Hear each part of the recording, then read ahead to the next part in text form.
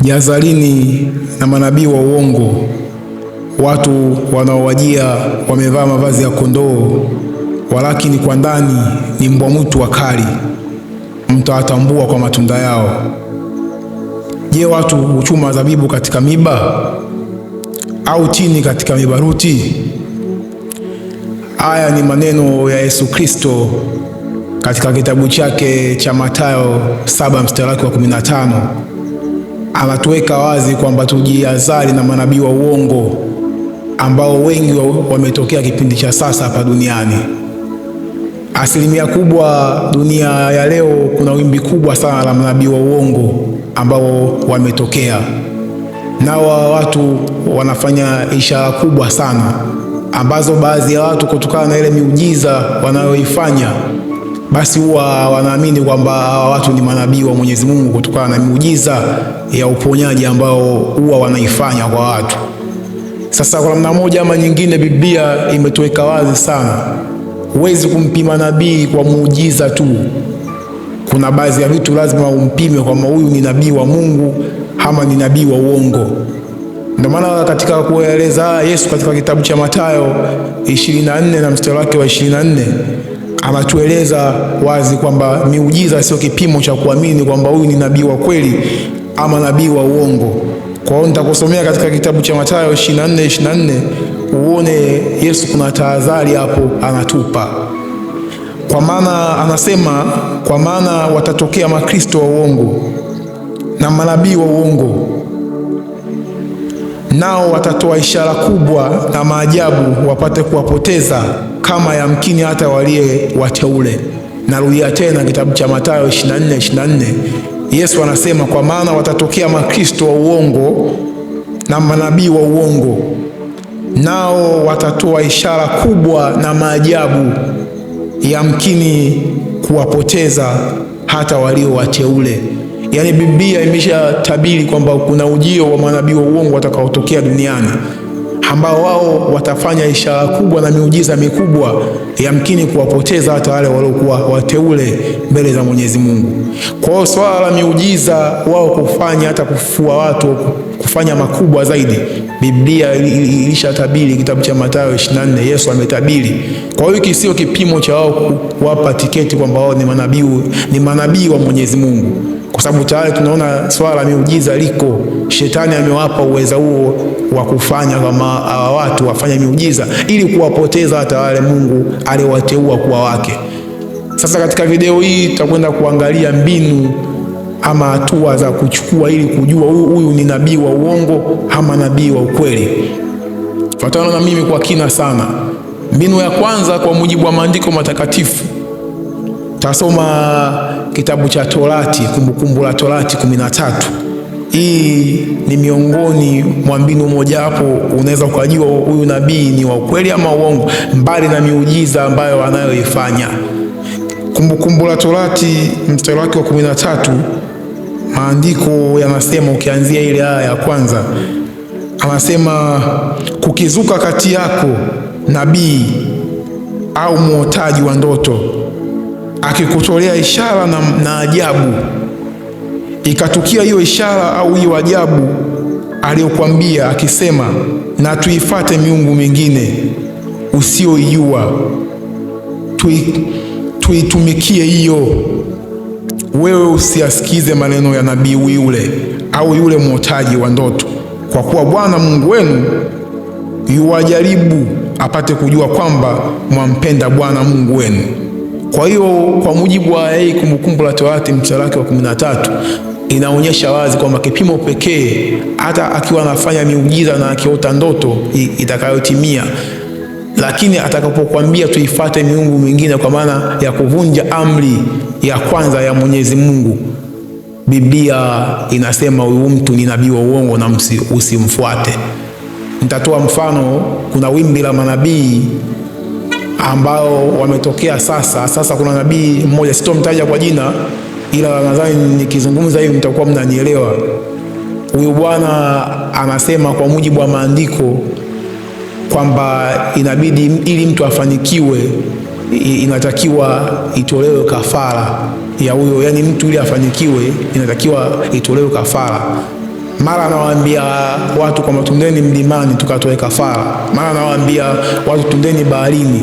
Sasa huyu mtu kwa mujibu wa maandiko anatoa wapi kibali cha kuambia watu waende baharini? Kwa mujibu wa maandiko anatoa wapi kibali cha kusema kwamba wakati huu ni wakati wa kutoa kafara, ikiwa kwa mujibu wa maandiko matakatifu kitabu cha Waebrania, ukisoma Waebrania 10:12, tusome hapa swala la kafara, tuone maandiko yalisemaje kuhusu swala zima la kafara katika utajiri au jambo lolote la kiimani. Tusome Waebrania 10:12 hapa inasema nini kwa mujibu wa maandiko matakatifu, kitabu cha Waebrania. Waebrania 10:12 anasema, lakini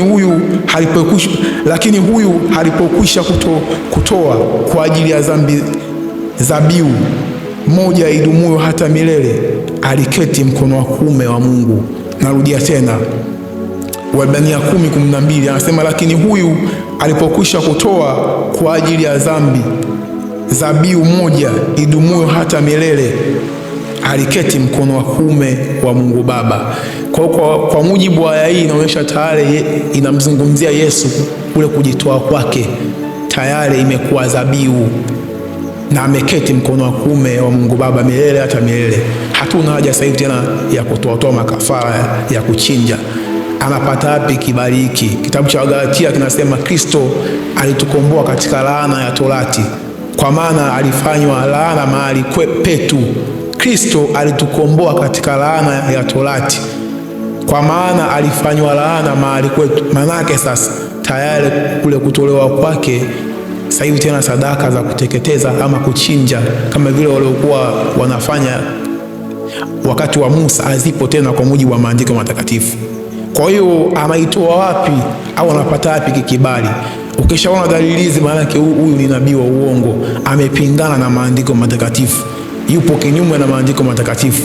Nambari ukiachana na hapo tu, ukisoma hata kitabu cha Isaya inazidi kusisitizia kuwa makini na manabii hao wa uongo kwa kuangalia wanavyokeuka sheria.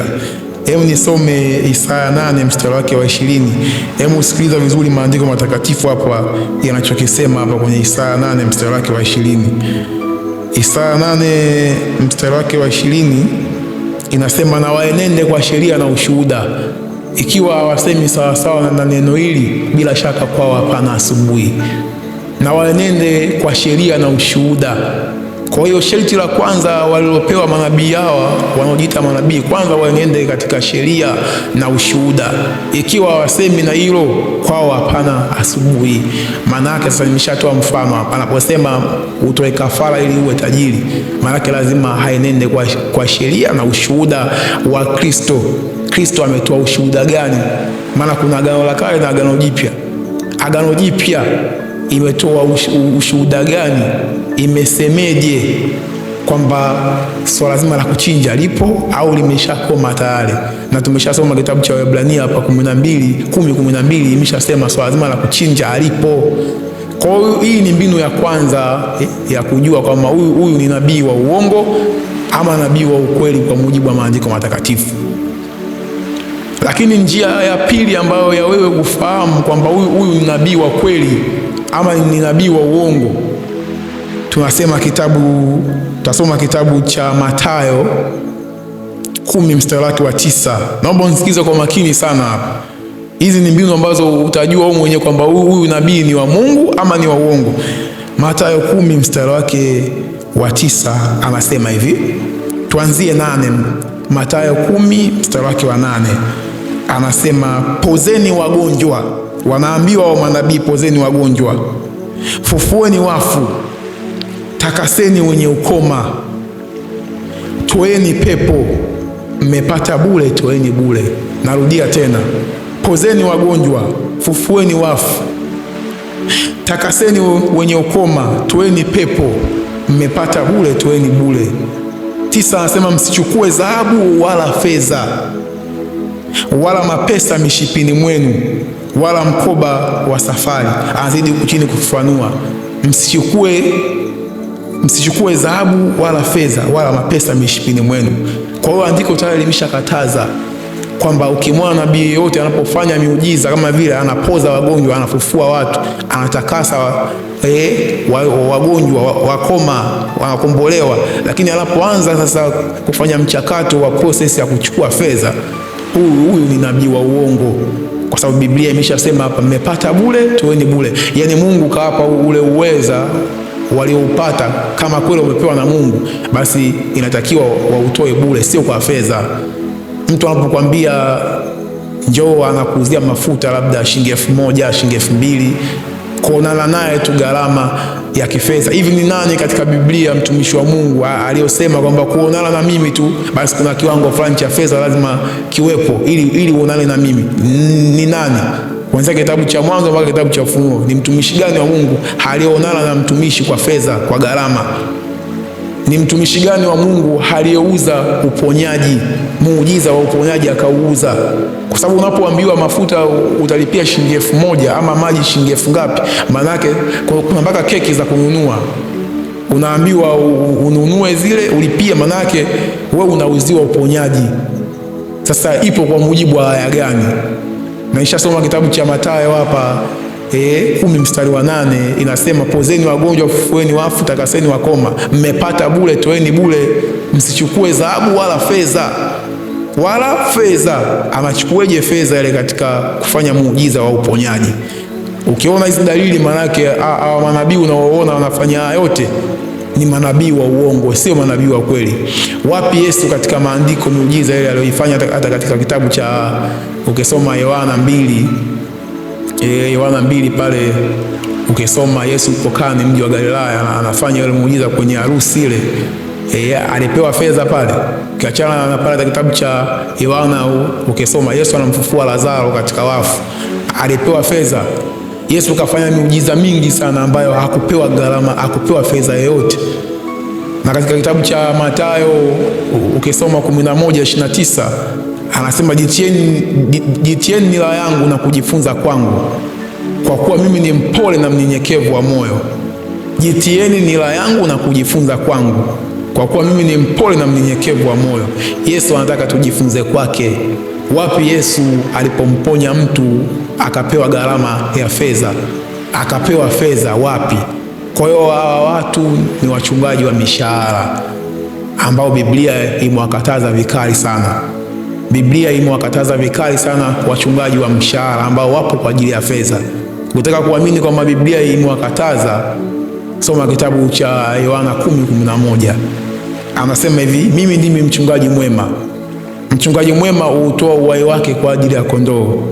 Mtu wa mshahara si mchungaji ambaye kondoo si mali yake, kwa maana ataona mbwa mwitu anapita akawaacha kondoo. Kwa kuwa yeye ni mtu wa mshahara, Biblia imeweka wazi kwamba mtu wa mshahara si mchungaji ambaye kondoo si mali yake. Kwa hiyo watu wanapoenda pale wakifuata miujiza, yule mtu anachukulia kama ile sehemu ya biashara kwake, anavuna pesa kwa watu. Huyo sio mchungaji, ni mchungaji wa mishahara, huyo sio nabii. Kwa hiyo hizi ni mbinu ambazo utazielewa kwa makini sana kwamba huyu mtu ni nabii wa